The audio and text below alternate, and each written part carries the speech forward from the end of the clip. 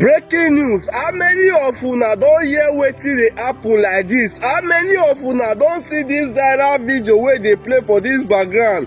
One viral video of one of our Nigerian army where this man dey address Nigerians wetin dey happen. This man you are seeing in this video don finally come update Nigerians, but e get wetin this man talk for the ending of this video that will shock you.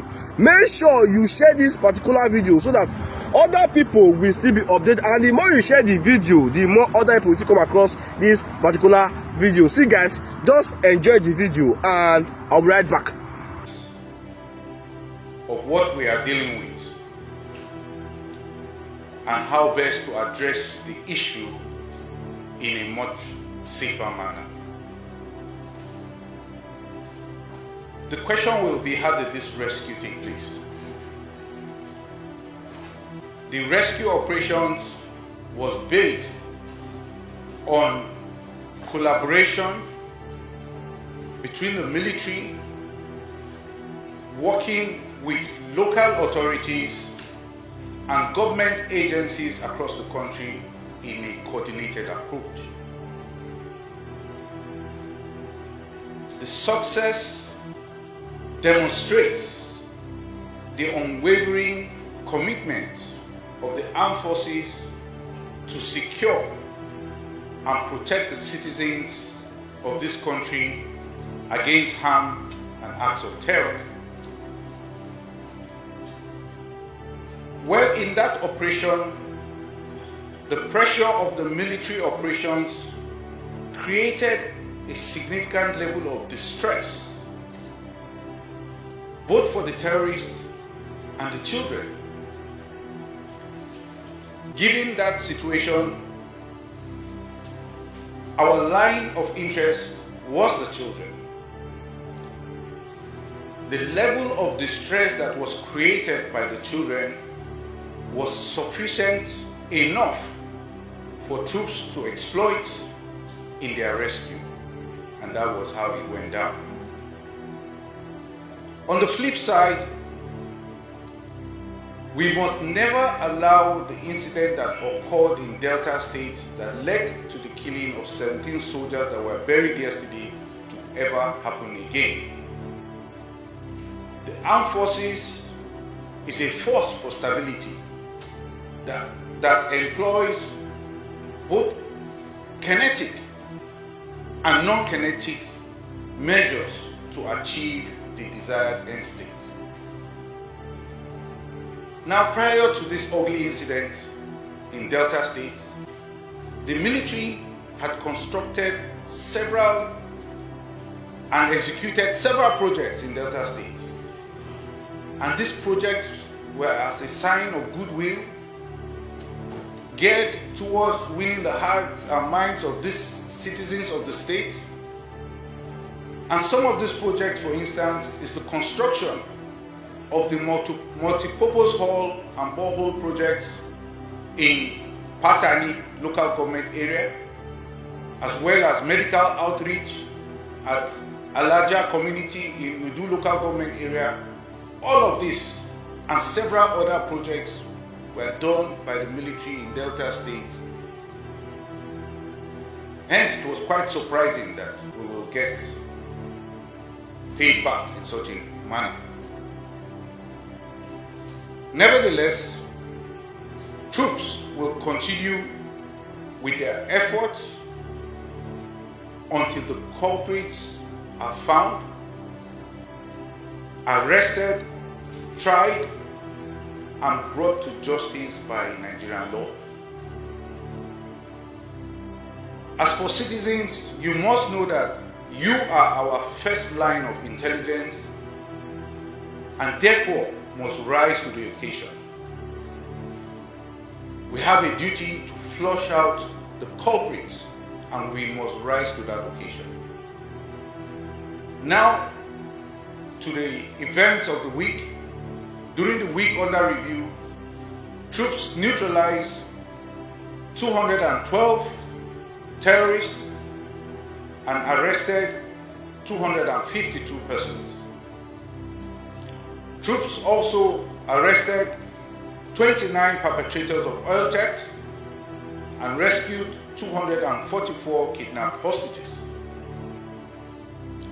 In the South-South, troops denied the oil theft of an estimated sum of over 1 billion naira.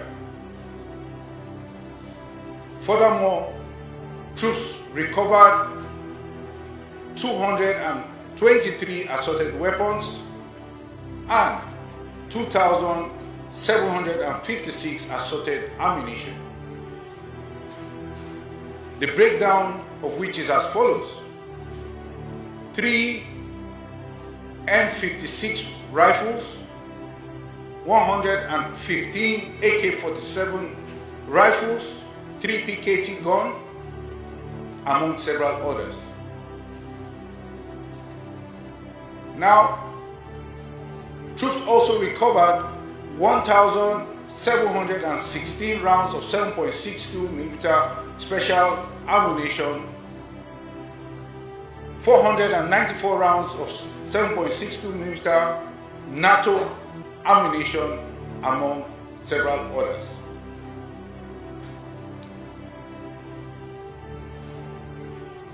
Troops in the Niger Delta area discovered and destroyed 102 dugout pits, 41 boats, 36 storage tanks, and 8 vehicles, among others. Troops also recovered 944,000 liters of stolen crude oil, over 170,000 liters of illegally refined AGO, and 1,500 liters of DPK.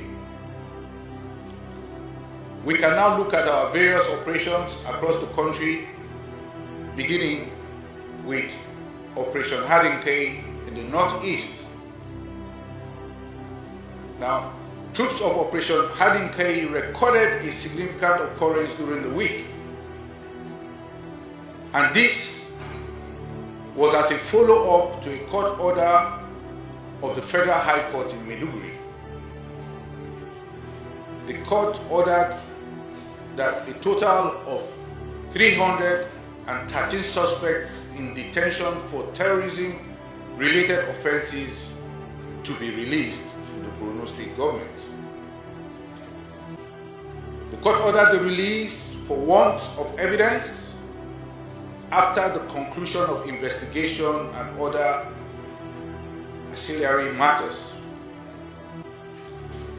Now, these cases were prosecuted by the Department of Prosecution, Federal Ministry of Justice, and I wish to add that it is not the first time this will happen. It is a routine where they come, they check the cases of those awaiting trial, and then where they find that there is insufficient evidence, they order that those people in detention be released. So accordingly, we will hand over the released persons to Borno State government for further action.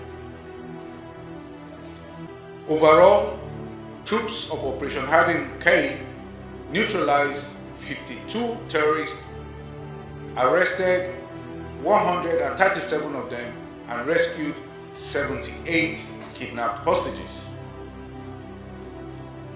They recovered 3 M56 rifles, 40 AK-47 rifles, over 300 rounds of 7.62mm NATO ammunition, among others. Now, we can move to the North Central, where we have Operation Safe Haven. Troops of Operation Safe Haven recorded the following during the period under review. The troops arrested violent extremists in Mangu, Jos East, Jos South, Jos North, Kwampan, and Barkin Ladi local government areas, all in Plateau State. Additionally, the troops conducted offensive operations in Barkin Ladi and Mangu local government areas of Plateau State. Furthermore, troops raided hideouts of violent extremists in Wase local government area of Plateau State. Troops also tracked and arrested violent extremists and a gun runner in Wase local government area of Plateau State, as well as Gogoro and Tafawa Balewa local government areas of Bauchi State. Overall, the troops of Operation Safe Haven arrested 10 violent extremists during the week, and they rescued 1 kidnapped hostage. Welcome back. Thank you for watching that video. Please, before you leave, if this is your first time on this great platform, look at the top here. Please follow the page and also put on notification bell so that whenever we upload any video in this great platform, you will be the first to see it. And don't forget to drop your comments at the comment section because your comments